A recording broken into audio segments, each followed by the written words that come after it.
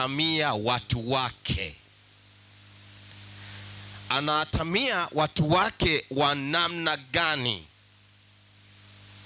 Watu wote tunapewa jua, tunapewa mvua, wote tunapewa kila kitu. Lakini kuna kitu ambacho watu wasiomcha Mungu au mtu asiyemcha Mungu hakipati. Kuna neema ndani ya kumcha Mungu ambayo ni adimu kwa mtu mwingine wa kawaida kuipata. Na hii ni siri ya Mungu na wewe. Haleluya. Kwa sababu wewe unaijua hii neema na unaijua faida yake. Nilikuwa najitetea sana, na nilikuwa sijui najitetea au natetea. Ukija ukaniambia, Shadraki, unavuta bangi alafu hiyo bangi unajua inakuathiri, nitakwambia sikiliza, yani wewe katika watu wasiokuwa na akili, wewe huna akili. Mimi ninapokula bomu pale ndipo akili yangu inachaji. Yani nitaitetea ile bomu ilivyo, nitaitetea mpaka utasema yes, jamaa anatetea. Kuna mwingine anatetea sana ulevi. Anakwambia mimi lazima asubuhi nikatoe loki. Nikitoa loki ndo akili yangu inakuwa ina function. Yani ndo damu inachemka. Sasa hivi vitu ni vya huko. Lakini nataka nikwambie hivi. Akili ina function vizuri sana unapoamka asubuhi na kuanza na Yesu. Haleluya. Unapoamka asubuhi na kuanza kwa jina la Mungu kupitia Yesu Kristo, mambo yako yote yanakaa sawa. Na kwa sababu gani? Maandiko yanasema kumjua Mungu ni chanzo cha maarifa. Hivi ni maarifa, maarifa? Maarifa, unateleza ulimi pale, maarifa. Sio maarifa, maarifa, unautelezesha ulimi pale. Safi sana. Maarifa, chanzo cha maarifa. Haleluya. Sasa kumjua Mungu ni chanzo cha maarifa. Unakuwa na maarifa zaidi ya kimungu. Wanaweza wakakuona wewe ni wa kawaida. Nisikilizeni nikwambieni kitu. Watoto walio madarasani, wale watoto walio madarasani halafu wanamjua Mungu, wanauelewa wa kawaida madarasani. Sijui mshajifunzaga hayo? Yani watoto walio madarasani halafu wanamjua Mungu, wanauelewa wa tofauti mle ndani. Ukimwona mtoto boya mle ndani halafu anamjua Yesu, huyu ana shida yake huyu. Lakini uhalisia, ukishamjua Mungu unakuwa na maarifa ya peke yake sana. Kwa sababu kumjua Mungu, yani ile unapoambiwa na maandiko yanasema pia vile vile watu wangu wanaangamia kwa kukosa maarifa. Sasa wewe ukiwa na maarifa, yani ukiwa umemjua Mungu, shetani anakuogopa kuliko moto wa namna yoyote. Kwa sababu unapotembea uko na maarifa ya kimungu, nasemaga kwenye control tower, unakuwa na uwezo wa ziada. Yani akili yako inakuwa inaona sana, lakini inakuwa very powerful kukataa na kuyaona mambo mengine na kukataa. Haleluya. Kama hauko na maarifa ya kimungu, chochote kitakachokuja wewe utakipokea tu. Utasema hichi nacho ni sawa, na hichi nacho ni sawa, na hichi nacho ni sawa. Wakakwambia sasa sikiliza. Kwa mfano technical, wakati huu wa uchaguzi. Haleluya. Wakati huu wa uchaguzi. Wakati wa uchaguzi una mambo mengi. Wakati huu wengine watakupa kitu fulani ili umchague. Haleluya. Sasa kwa sababu kama huna maarifa ya kimungu, wewe utasema tu hii ni kitu fulani tu ya kawaida, lakini kumbe umehongwa ili uende kupiga kula. Lakini kwa mwenye maarifa ya kimungu atakwenda kumpigia kula yule ambaye anaambiwa ndani. Unaelewa nakwambia nini? Unaelewa nakwambia nini? Sasa kwa kawaida mtu mwenye maarifa ya kimungu ana maamuzi yaliyo sahihi na sio ya kushinikizwa. Ni kushinikizwa, kushinikizwa, Kiswahili kizuri wewe. Sio, yani hata kama ukimshinikiza vipi, huyu mtu ana uwezo mkubwa kwenye maamuzi yake, na maamuzi yake siku zote yanakuwa sahihi kwa sababu yuko na maarifa ya kimungu. Kwa sisi wenye watoto, wakati mwingine wazazi, lakini sisi kama ilikuwa kipindi cha nyuma kidogo, mabinti zetu wanapotaka kuolewa na vijana kuoa, kipindi fulani ilikuwa baba unasema, yule binti unamuona yule binti katulia, yani umemwangalia kwa nje, halafu unamwambia kijana wako, yule binti anafaa. Na mama na wewe ukimwangalia binti fulani tena unamfanya karibu kabisa, yani anakuwa rafiki yako. Halafu unaanza kabisa na kumuita mkwe. Yani kabla mwanao hajakubaliana na yeye, wewe mkwe. Halafu unamwambia kijana, mwanangu, huyu mke. Lakini kijana mwenye busara zake aisemi, sikubaliani na mawazo ya mama kuwa umenionyesha mke. Mistaki. Huyu ni kijana anayeelewa kuwa huyu ni kipenzi cha mama, nikimuoa mimi atakuwa mzigo wangu, sio wa mama. Unaelewa?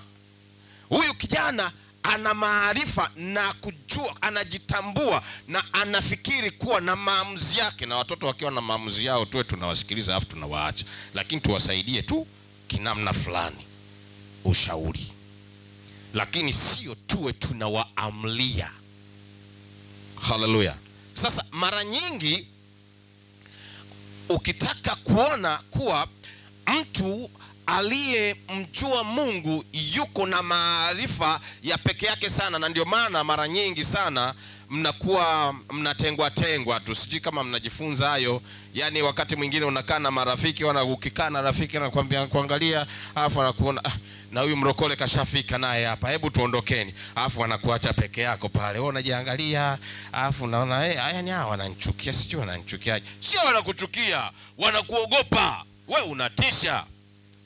Haleluya. Yani una uwezo mkubwa kuliko wao, alafu wao wakijiangalia wanaona huyu hapa naye hebu muangalie. Yani wewe usichukulie ile hebu muangalie, una kitu kilichokuwa cha ziada ambacho wao kikireflect ya kwao taa zao zinazimika. Kwa hiyo usijisikie kuwa yani sijui mimi niko peke yangu. Haya yanakutokeeni wengi, lakini mnakuwa mara nyingine yakikutokea wewe unakasirika. Usikasirike, ni kwa sababu wewe unatisha. Maarifa ya Mungu ndani ya mtu ni taa inayowaka, ni kama ni dimu, basi ni dimu. Kuna mtu mmoja kashawahi ona taa ya treni? Taa ya treni. Watu wa zamani tushawahi kuyaona mataa ya treni. Taa ya treni lipo kama hivi, likimulika hapa mpaka Ngaroni. Hapa Ngaroni kwa hapa itakuwa Kivunge karibu. Lile taa linaona ni mbali mno, linaona na litaa limoja tu. Sasa reflection ya ile taa ile haioni, wewe taa lako ni kubwa mno. Yani nisikilize vizuri, usijichukulie hivyo unavyojiona, na usijichukulie hivyo wanavyokuona au wanavyokuambia. Shetani anakujua na anakuogopa. Nikwambie kitu hivi, unafikiri kwa nini mapepo hayakai mahali hapa? Kwa sababu there is a fire. Na huyu Mungu anayetaka wewe umche yeye, akae na wewe, awe rafiki ya kwako, awe baba, awe mlezi, awe mlinzi, anatisha. Haleluya. Anatisha kweli kweli, lakini anataka umche yeye. Yani, sio naonyesha mimi hivi alafu useme mimi, hapana. Anataka umche yeye. Yuko juu lakini yuko na wewe. Anataka utii, umpende yeye. Vitu vingine sio kuvipenda, vitu vingine kuwa navyo, lakini umpende yeye kuliko kitu kingine chochote. Yeye awe priority yako ya kwanza, yani kitu chako cha kwanza awe Mungu. Hapa ukiweza kufanya Mungu akawa kitu chako cha kwanza, yani hakuna kitu kingine chochote kama sio Mungu, lazima Mungu aende kuonekana. Ataonekana kwako, ataonekana kwa watoto wako, kazi yako, biashara zako, ataonekana unapokanyaga, ataonekana unapogusa, atakuwa baraka na hatakuwa majuto siku moja. Atakuwa kwako siku zote na anatamani na kupenda akae na wewe. Hii ndiyo asili ya Mungu. Anatamani akae na wewe, akusikilize, aongee na wewe. Mwanangu, leo unaionaje? Apige story na wewe. Hallelujah. Hebu naomba tuangalie katika kitabu cha Mhubiri,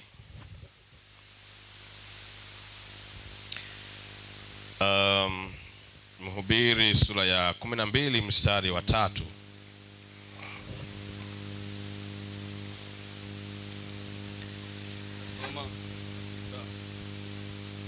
Kitabu cha Mhubiri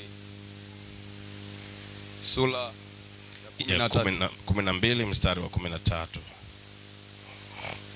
Tutasoma katika kitabu cha Mhubiri sura ya 12 mstari wa 13. Hii ndiyo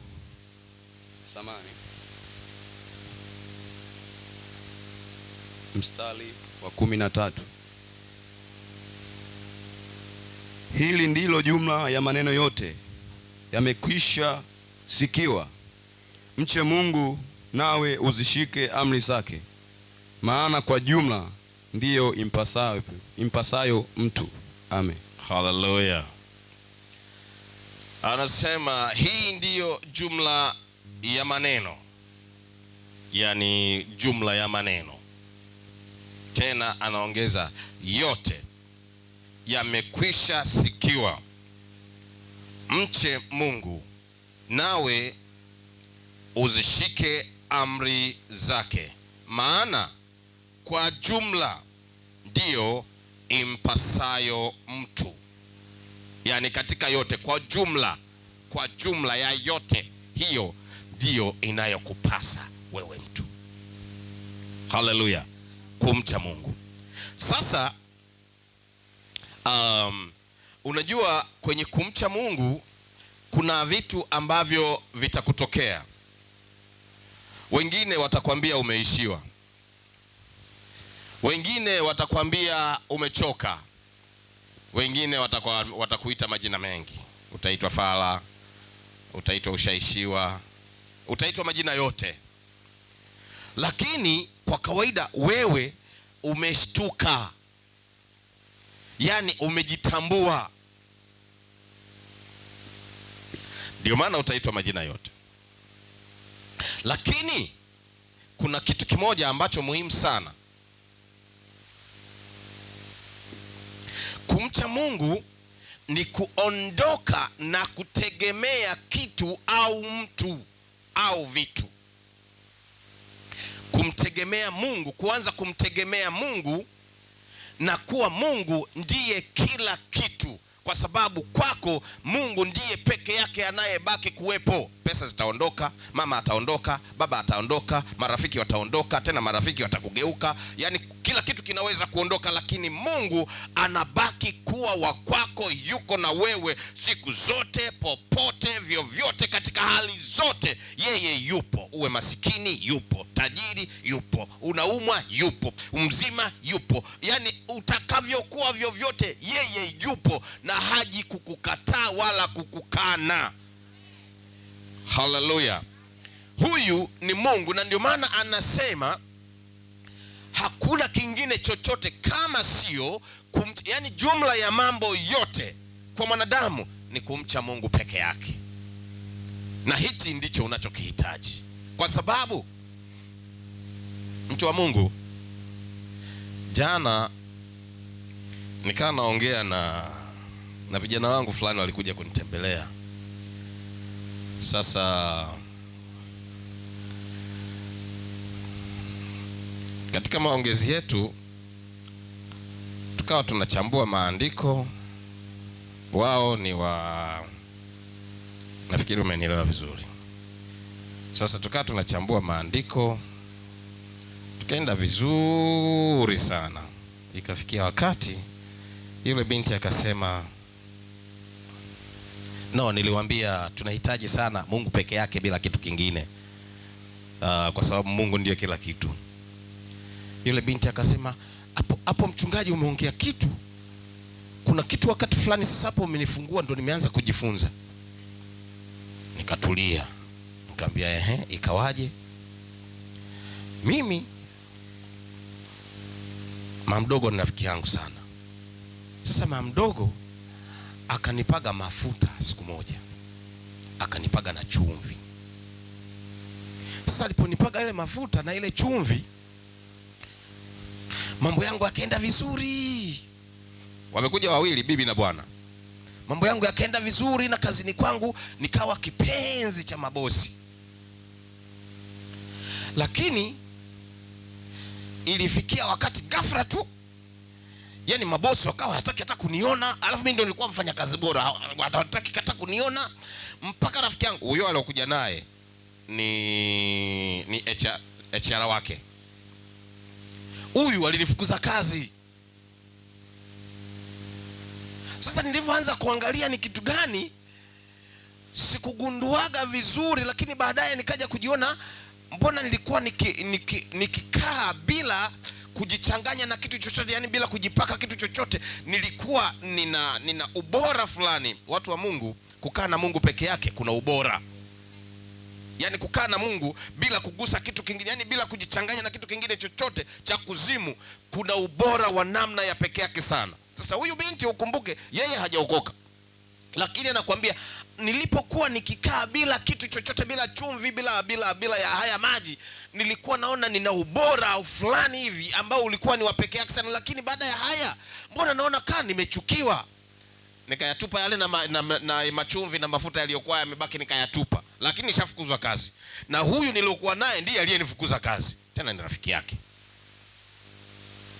Sasa nikamuuliza swali, sasa tena alikufukuza kazi, ilikuja kujaji tena mpaka mkakutana tena mshafukuzana kazi, alafu tena mmekuwa marafiki? Binti anasema ilitokea kazi, yani baada ya kuwa amefukuzwa ikatokea kazi. Sasa ilivyotokea kazi, alikuwa kishaondoka, kishakwenda zake da. Ilivyotokea ile kazi, akampigia huyo, kwa sababu ndo kama mwenyeji wake. Sasa naomba nifanyie mpango nipate chumba. Akamwambia, na hapa kazini sikashatupa yale mafuta, na hapa kazini napo na barua yako unatakiwa. Sasa kiufupi, jana amekuja kutubu, lakini nilipomwambia sasa tuombe sala ya toba, akasema ngoja nitakuja. Na mimi nikamwambia wewe nenda, utarudi tu. Haleluya. Sasa amejifunza kuona kumbe kwa vitu vingine ambavyo sio asili ya kimungu ni vya muda tu, na vikiexpire, vikichoka, manake wewe unakuwa kama mavi fulani. Yani unakuwa mavi ukiweka waya fulani na betri yanaongeza chaji, kwa hiyo mavi yanakuwa na mpango. Yani unakuwa huna mpango kuliko hata mavi. You are completely dead kwa vitu ambavyo haviko na Mungu. Lakini faida ya kukaa na Mungu, value ya thamani yako inapanda kila siku. Yani wewe unazidi kuwa na thamani kuanzia A, B, inakwenda haishuki. Thamani yako inapanda kila siku. Ukitaka kuona hapo, sitaki kujipigia mfano, lakini ukitaka kuona wewe mcha Mungu, naongea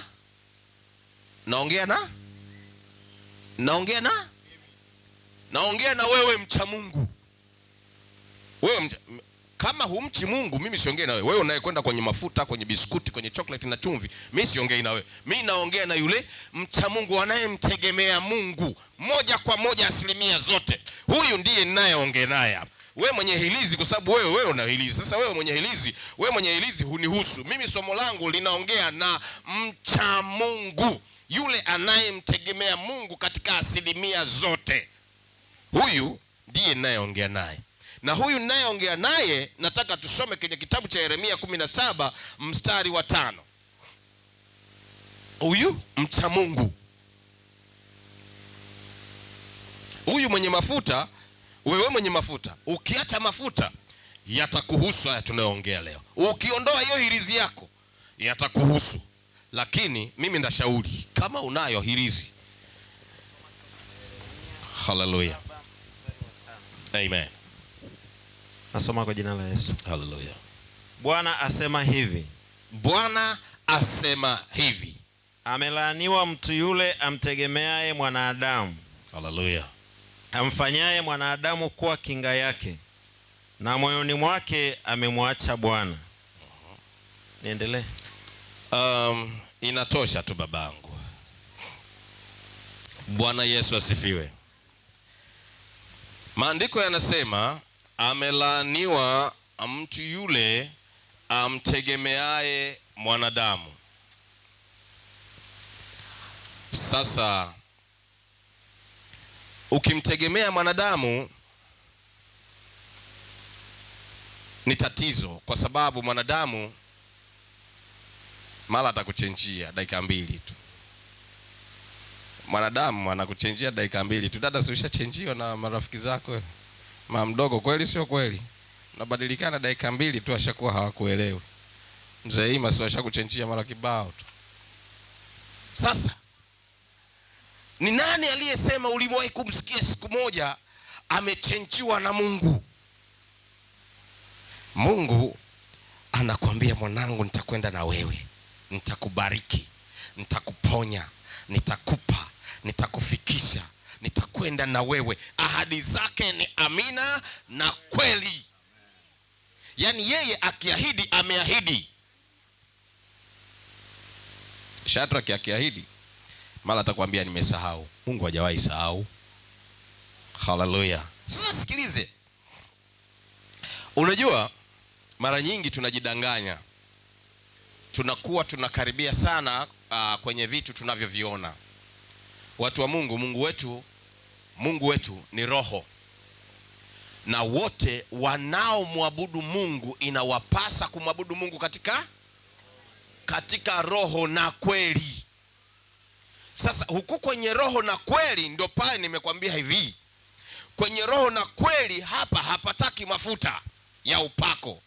Hapa kwenye roho na kweli hapataki chumvi ya upako. Hapa kwenye roho na kweli hapataki hilizi. Hapa kwenye roho na kweli hapatakagi kuogopa. Unajua kuna maisha mengine unakuwa nayo, alafu unakuwa umebeba hofu. Yaani wewe bulungutu lako mambo yote huna, lakini bulungutu lako wewe ni kuogopa tu. Yaani kila unapokwenda ukiangalia hapa wataniloga hapa. Hapa wataniloga. Ofisini mko watatu. Sasa ukimwangalia mwenzio mwingine, ukimwangalia afu unamwangalia afu unamwona huyu kigagu huyu. Yaani wewe unaogopa tu. Sikiliza nikwambie kitu. Mungu wetu sio wa kuogopa. Mungu wetu anaogofya. Ni Kiswahili hichi Anaogofya, yani anatisha. Huyu Mungu wetu anatisha. Ukiona unaogopa, mwite yeye. Ilikuwa hivi. Napendaga sana hii. Nilipokuwa nimejishtukia kama nimechoka kutumia madawa na pombe, nikakaa miezi 6, rafiki wakaja alafu miezi 3 ile wakaja wakanipa vitu, miezi 6 tena wakanipa vitu. Kuna kitu ambacho nilijifunza. Watu wa Mungu, Mungu huyu ninayemwongelea yupo. Mungu katika jina la Yesu yupo, yuko hai, anafanya. Yani ukimwita anaitika, ukimwambia anafanya, akisema anasema na anafanya. Yupo na yeye ni moto. Nilimwambia, sasa we Yesu kama upo, mbona mimi napata tabu? Yani mbona nishachoka kuwa mtumwa. I never think of drinking and smoking again kutokea pale. Yani yeye ni solution. Yeye ni solution. Ukimwambia, nisikilize vizuri, ukimwambia halafu uko unataka kweli, sijui kama mtu ananielewa. Yani umemwambia halafu uko tayari na unataka kweli. Maana yake unaweza kumwambia halafu hauko tayari, yani na utaki, lakini unasema, yani ile unasema mdomoni halafu ndani ya kule hakuna kitu. Lakini anataka, unataka, how much desperate you are. Uko unahitaji kiasi gani? Mungu anajibu pale pale. Huyu Mungu, nisikilize vizuri. Huyu Mungu kwanza, ndio maana amesema ole wake mtu yule amtegemeaye mwanadamu. Yeye ni mwaminifu, na ndio maana amesema ole wake yule mtu anayemtegemea mwanadamu. Yeye ni mwaminifu, na uaminifu wake ni wa peke yake ambao huwezi kuulinganisha na kitu kingine chochote. He's very trustful worth. Yani unaweza, hakuna kingine kinachoweza kufikia kwenye ile level ya uaminifu wake. Ni mwaminifu.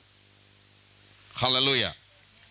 Lakini ukimpa Shadraka 10,000 mara anatumia 2,000, alafu anakuja na sababu nyingine.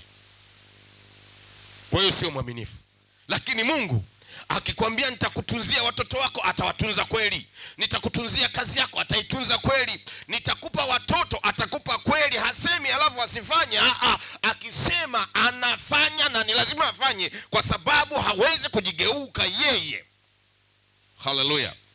Akisema nitailinda biashara yako, atailinda kweli.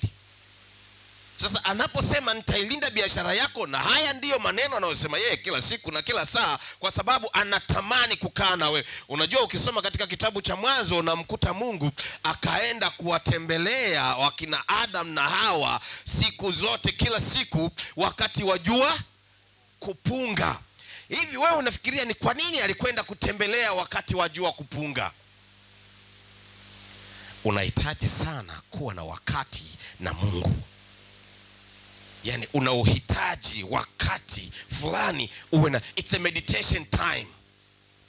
Ni time ya kukaa. Yesu mwenyewe akatoka akawaacha watu, akachukua wanafunzi, akaenda zake na wale wanafunzi 2, 3 mpaka 4. Halafu alivyofika nao pale amewaacha wengi, halafu akaja na wale wanafunzi. Lakini baadaye yeye Yesu kama yeye akawaacha na wale, akaenda peke yake. Akaenda kutafuta sehemu yenye utulivu, akaongea na baba yake. Hallelujah. You need a time with your God. Unauhitaji sana muda, wakati fulani uwe ni wakati. Meditation Kiswahili listening, kutafakari. Yes. Yani unahitaji wakati fulani uwe ni wakati wako wa kumtafakari Mungu. Hivi Mungu, yani wakati fulani ninakuaga nikimkumbuka babu, nakuaga najifunza mambo mengi sana. Babu alifikiriaje mpaka akasema Mungu nisamehe na sisimizi niliyowakanyaga? Kama hakuna meditation huwezi kufikiria kuwa ukimkanyaga sisimizi ni tatizo. Lakini ni kiumbe. Kwa hiyo anapotubu dhambi zake, na kuwa vitu vingine amevifanya bila kujua, hajaviona, lakini amefanya mpaka sisimizi. Yani mimi nikawa nabishangaa, babu namuona mtu wa ajabu kweli. Huyu ni mtu fulani ambaye amekaa, amefikiria mbali sana. Jamani, watu wa Mungu, kukaa na Mungu ni muhimu sana. Unahitaji sana kulisoma neno la Mungu. lakini unahitaji sana. Kuna jana nilipokuwa na mazungumzo na hawa vijana wangu, yule kijana akasema kwetu sisi tuna kitu kimoja, tunaambiwa ukisoma usiwe mtu wa kudadavua ilivyo kuhusu dini yetu, isipokuwa unahitaji sana kudadavua kuhusu dini nyingine. Sasa mimi nikakuta tayari kuna problem. Mungu wetu, huyu Mungu wetu ninayemwongelea mimi, nataka ujiulize maswali yote mpaka umalize maswali, halafu jiulize maswali yanayohusiana na huyu Mungu. Jiulize mpaka yaishe. Najua huwezi kuyamaliza, lakini kama unaona inafikia sehemu, na sijaiona kwenye maandiko Biblia iseme usichunguze sana. Biblia inasema usichunguze sana, lakini mchunguze Mungu. Chunguza njia zake. Wewe unaamini nini? Kwa nini mimi kuamini Mungu? Lazima mimi nijiulize maswali haya. Hujawahi kujiuliza? Hujawahi? Mimi nimewahi. Na najiuliza kila siku. Kwa nini nijiulize? Kwa nini ni kuamini? Lakini ukiuliza swali la kwa nini ni kuamini, lazima upate jibu lake. Kwa sababu lazima jibu lipo. Unaniamini kwa sababu mimi ndiye Mungu. Hallelujah. Sasa kwa nini nimepewa hili jina la Yesu? Nimepewa hili jina, nimekupa hili jina la Yesu kwa sababu nakupenda, hili jina la ukombozi. Lazima kuna jibu lake. Sasa kwa nini niende mbinguni? Uende mbinguni, utakuja mbinguni kwa sababu wewe ndiye unakotoka. Na jibu lake ndio hilo hapo. Hakuna swali lisilo na jibu. The Bible has got all the answers. Yani ukitaka kumuona Mungu, don't stop questioning. Na ukitaka kujifunza kuhusu Mungu ili usinase alafu ukawa na maswali ambayo hujipatii majibu mwenyewe, ni lazima uwe mtundu. Ni lazima uwe mtundu kwenye kujisomea, lakini kwenye kujisomea pale sasa ndipo unapohitaji ukae. Utafute ule utulivu. Umuulize Mungu haya maneno, huu mstari. Wakati mwingine just take a time, usikae na mtu yoyote wala yani kuwa peke yako. Jifunze. Yesu anasema hebu tulieni hapo. Halafu akaenda zake. Alafu kurudi kutoka kule unakumbuka anasema yani hamjaweza kukaa na mimi, hamjaweza kuvumilia hata kwa lisaa. Unahitaji sana kumtafuta Mungu na kumtegemea yeye, lakini kwa sababu yeye ni mwaminifu. Hallelujah. Ukitegemea kitu kingine chochote, hichi kitu kitakwisha.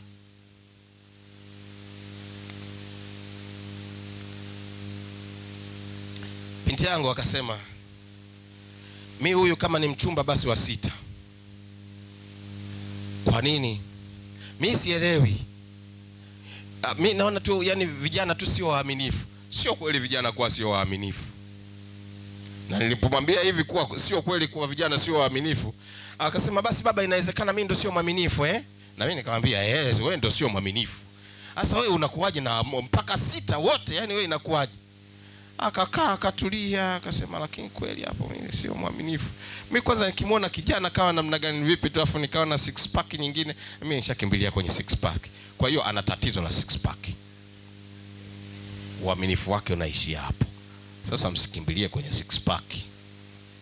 Hallelujah. Mwanadamu anaweza kubadilika, Mungu habadiliki. Hallelujah. Anasema usimtegemee mwanadamu, mtegemee yeye. Hallelujah. Yeye Mungu ndiye anasema. Lakini watu wa Mungu habadiliki. Mungu kwenye uaminifu wake, yeye ni mwaminifu, yani ni mwaminifu. Lakini Mungu habadiliki. Vitu vyote na watu wote wanabadilika. Mama moja akaja akasema anataka kutoa sadaka, lakini nataka tufanye maombi, tufanye ibada, kwa sababu nilipofikia hapa ndo hapa nilipofikia. Mume wangu amekufa. watoto wangu wamekufa, nimebaki peke yangu. Nisikilize vizuri, mume wako ni mali ya Mungu, watoto wako ni mali ya Mungu, na wewe ni mali. Haleluya! Yani hivi vitu vyote ni mali ya Mungu, na pesa ni mali, ng'ombe ni mali, kuna wale donki wale ni mali ya Mungu. Anasema ole wake mtu amtegemeaye mtu au mwanadamu. Usimtegemee mwanadamu wala usitegemee kitu, kwa sababu hichi kitu kipo sasa hivi lakini kitakuwa hakipo. Unapokitegemea kitu manake unaweka mizizi pale, kikiondoka unakuwa weak, unakuwa mdhaifu, utakuwa unaumwa. Yani wewe katika utaona kama Mungu kakuonea. Mungu hajawahi kumuonea mtu, isipokuwa Mungu siku zote anafanya haki yake, na hajawahi kumuonea mtu isipokuwa anafanya makusudi yake. Inawezekana kawachukua hawa kwa sababu anakutengeneza upya, na anapokutengeneza usikate tamaa ukasema nimekwisha hapa. Hapana, you are just beginning. Yani unapoona yale magumu yanakuja, magumu mazito ambayo unaona hayabebeki, ujue pale sasa ndipo unapotakiwa kuanza upya. Haleluya! Kwa sababu Mungu habadiliki, isipokuwa anakutengeneza wewe kila siku. Yani wewe hapo ulipo usiseme mimi nimetimia, mimi nimekamilika. Bado uko workshop, wewe unatengenezwa. Kwa hiyo kaa na Mungu asiyebadilika. Weka mizizi yako kwa Mungu asiyebadilika, Mungu ambaye haondoki. Mungu yupo na wewe tu siku zote, popote, vyovyote. Kwenye kazi zako yupo, kwenye biashara zako yupo, kwa watoto wako yupo, kwa mchumba ambaye atakwenda kuwa mume au mke, yeye ndiye anayemjua. Lakini ukiwa mtulivu, ukakaa, ukapata maarifa yake, utastahimili mpaka Mungu atakapokuletea wa kwako. Otherwise utajipendekeza kwa Shadraki, utakuwa naye Shadraki siku mbili. Na Shadraki, si unajuaga sisi mashadraki, mashadraki likisha kugusa tu linajitenga pembeni, hapo linatafuta mwingine. Mwingine naye akiangalia anaona hiki jamaa kina mvimvi hiki. Yani hiki kijamaa hiki. Kijamaa hiki. Ukapita tu jamani, vijana mnaviona vijana hivi? Si ndio? Si ndio? Sasa usipendekeze, kuwa makini. Shika, kuna mtu ananielewa? Kuna mtu ananielewa? Unahitaji kunielewa. Na kama hutaki kunielewa, nakwambia hivi, ndo binti yangu anasema huyu wa sita. Huyu wa sita. Nikwambia kitu. Najifunza kitu kwenye idara zetu hizi za wanasifa. Kwenye idara zenu hizi.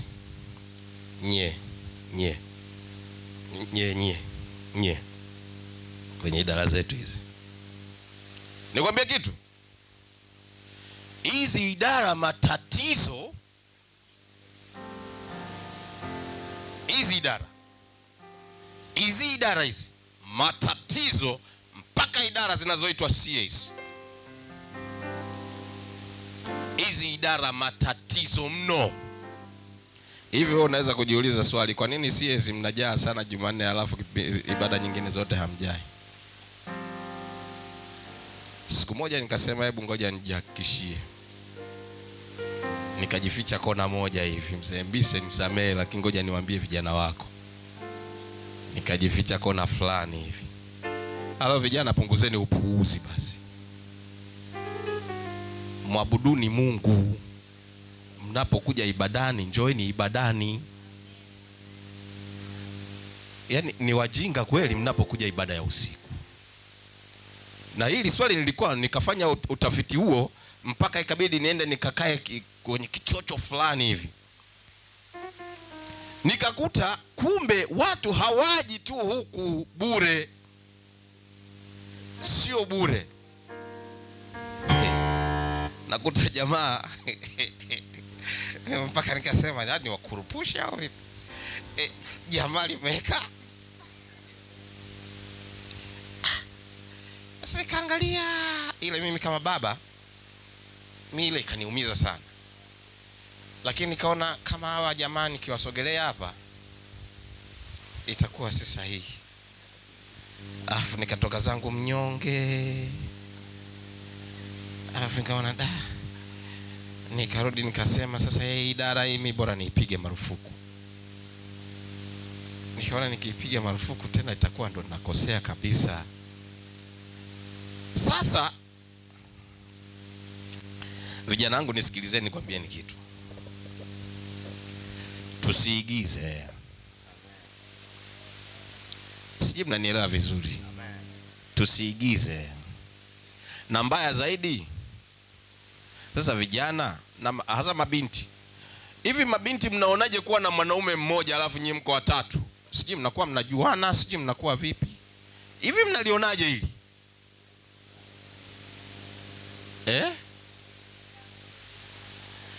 Kumbe mnajua ni uchafu.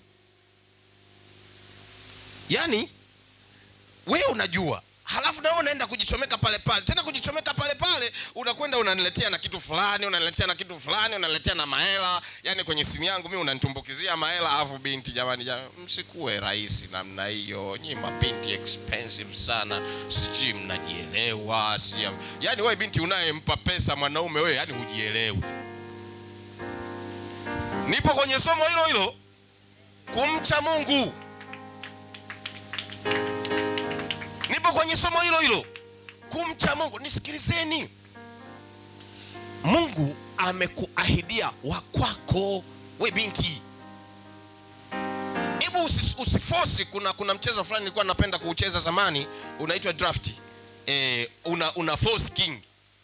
Sasa usilazimishe. Nakwambia hivi, ukilazimisha utakuwa na yule, halafu utakuwa na mwingine, utakuwa na mwingine. Ndio binti yangu huyo anakuambia huyu wa 6. Halafu mwisho utaanza kujiona unagundu, lakini unagundu kwa sababu sio, naongeleaga kila siku, sio kila anayekukumbatia kuwa ana baraka. Mengine unakumbatia mapepo nuksi. Likikuganda ndo lishakuganda. Likikuganda wanakufukuza na kazi. Likikuganda marafiki wanakukimbia. Likikuganda unakuwa hata ukijiangalia ukivaa nguo unaona hujapendeza, lakini kumbe umevaa nguo ya bei mbaya. Usigandishwe na kila kitu. Sio kila unayemsogelea kuwa baraka kwako. Be smart and understand. I don't know if somebody understands what I'm saying. Mungu amekwambia I've got something very sweet for you. Sasa kwa nini usisubiri kile kitu kizuri kwa ajili yako? Kwa sababu unacho. Eti umri ushakwenda. Wewe unajijua wewe kama umri ushakwenda. Unamjua Sara alizaa akiwa na umri wa gani? Sasa sikiliza nikwambie kitu. Hebu fanya mpango mmoja. Usione kama Mungu anabadilika, yani kashakusahau. Mungu hajawahi kukusahau. Hallelujah. Mungu habadiliki. Yeye yule yule aliyempa Sara mtoto akiwa na umri mrefu sana, ndiye atakwenda kukupa mtoto, ndiye atakayekwenda kukupa kazi, ndiye atakayekwenda kukubariki kwa namna unayotaka mwenyewe, ndiye atakayekwenda kukupa kile anachohitaji, kwa sababu anacho kile unachokihitaji. Hallelujah. Anajiita, na hilo ndilo jina lake, niko ambaye niko. Jehova. Yeye mtu wa Mungu, natamani unielewe, hajawahi kukuacha wala hajawahi kukupungukia. Yeye ni Alpha and Omega katika kila kitu chako. Yeye ndiye mwanzo na yeye ndiye mwisho. Sasa give him a time to start and finish it. Yani mpe wakati aanzishe, halafu kwa sababu ameshaanzisha, mwachie aende kumaliza. Usifosi. Unapofosi unaharibu, halafu unaharibikiwa wewe. Na ukiharibikiwa wewe, tushaharibikiwa wengine hapa. Tukipita kijana wa Shadraki yule, unaona yule kijana Yule kijana tu hata siji kwenye kanisa lile. Siku moja nikaenda kumtembelea kijana wangu mmoja. Sasa mimi nilipofika pale nikamwita mchungaji, Bwana Yesu asifiwe. Alafu wale wengine waka umemwita nani huyu? Mchungaji. Huyu naye mchungaji. Huyu. Nikasema huyu mchungaji. Kama wachungaji wenyewe namna hii basi mimi kanisani huko hamnioni.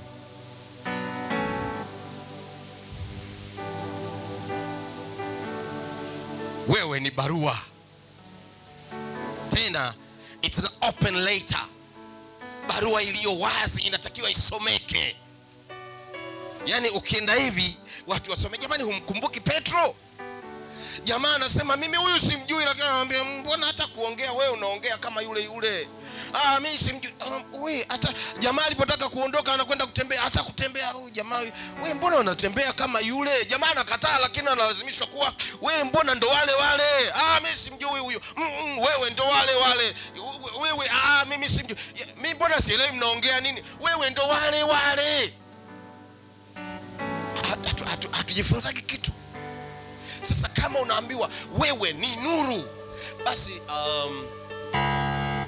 unaona sasa hivi kuna kila kitu tunakiona, si ndio? Hii nuru inafunikwa usiku. Halafu hivi tunajuaga mfano huu. Yaani hii nuru, huyu sasa anaonyesha kama mimi nipo kama hivi. Halafu anakuonyesha ile dark, upande wa usiku.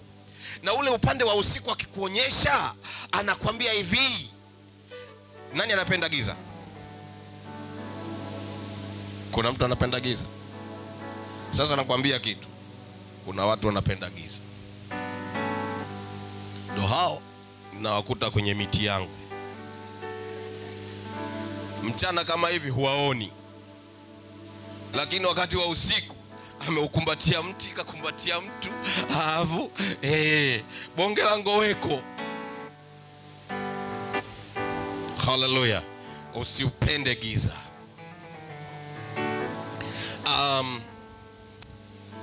Nisikilize vizuri. Kwenye maisha yako Mungu anajua yote. Ukimtegemea mwanadamu na kutaka kusema huyu anaweza kuwa supporter yangu au kitu fulani kinaweza kuwa supporter yangu, hakiwezi kujua yote juu ya maisha yako. Lakini Mungu anajua yote. Anajua ulivyokuwa kabla hujakaa kwa tumbo la mamako. Yeye ndiye aliyesema sasa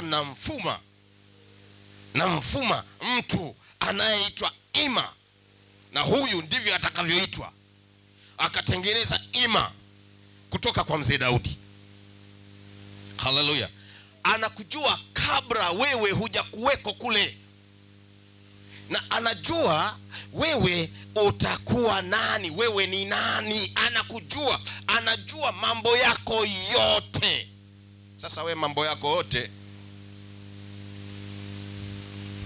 ukishalipata tu jambo lako, shoga yangu, unajua mwenzio sikaja yule kashanivisha pete, umeiona? Yule pale kashanivisha pete. Sasa kama hamjui, huyu unayemuonyesha yule kashakuvisha pete, na yeye anamtaka yule aliyokuvisha pete. Kwani hayajawapata nyinyi? Hayajakukuteni? Vijana wa kiume na wanawake. Kijana wa kiume ananyang'anywa binti,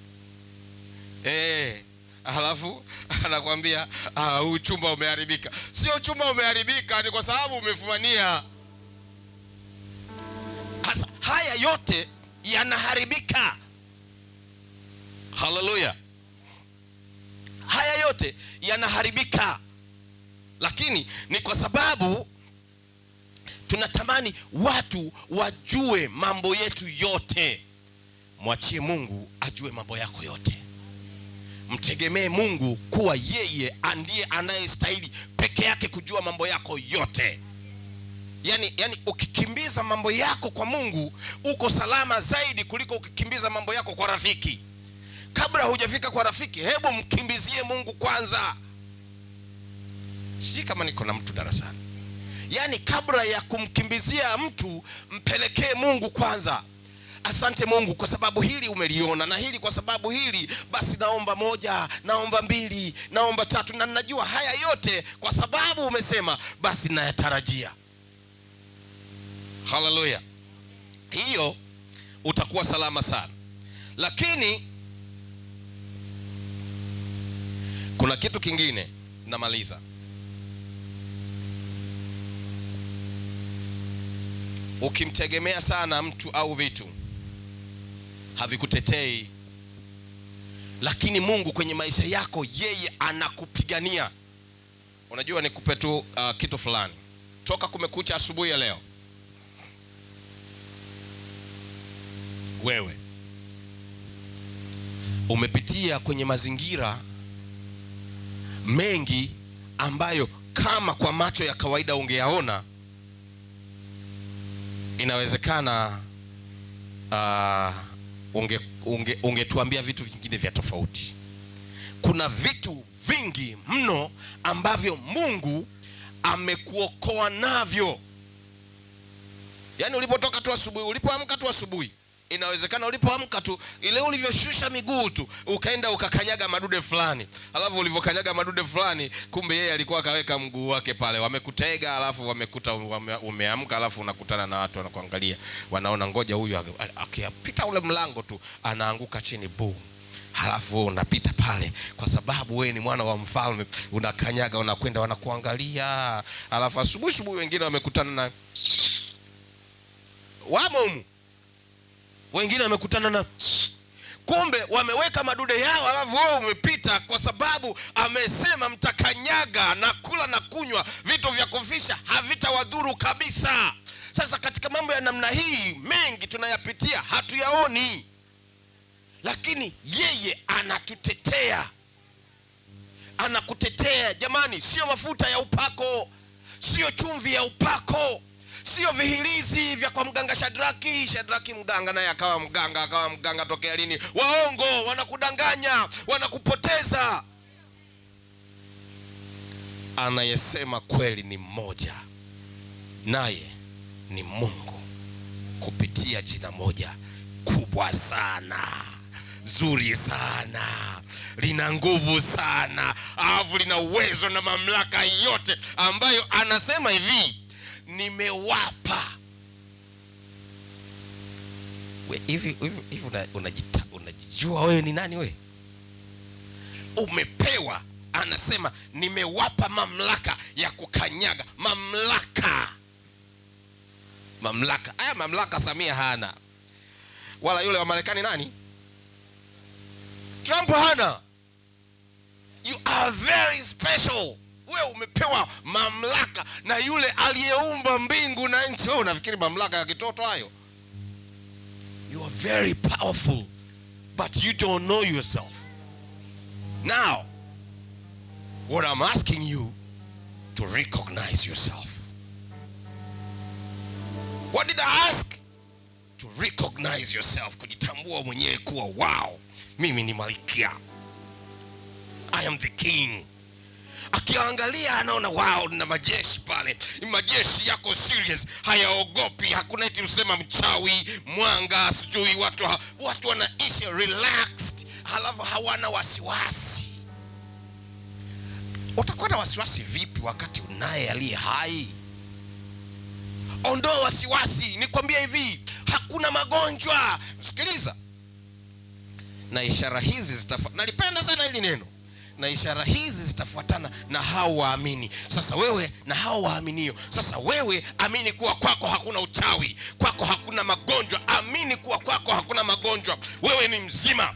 Amini kuwa hakuna umasikini. Mungu anakwenda kubariki hicho kidogo ulichokuwa nacho, kinakwenda kuumka. Kama mtu kakosea kutia amira kwenye unga wa ngano, kayadondosha kibao, sasa linaumka bila kipimo. Ndivyo Mungu anavyofanya. Ndio maana vijana mnaimba hapa, kwa Mungu ni double, triple.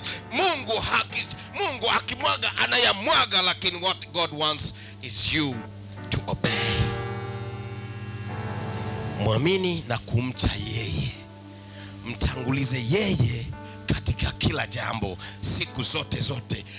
Yani usiingize hofu kuwa hili analiweza na hili haliwezi. Mungu anayaweza yote, anakupigania katika yote, anakutetea katika yote, anakusimamia katika yote, anakupa yote. Hebu tusimame watu.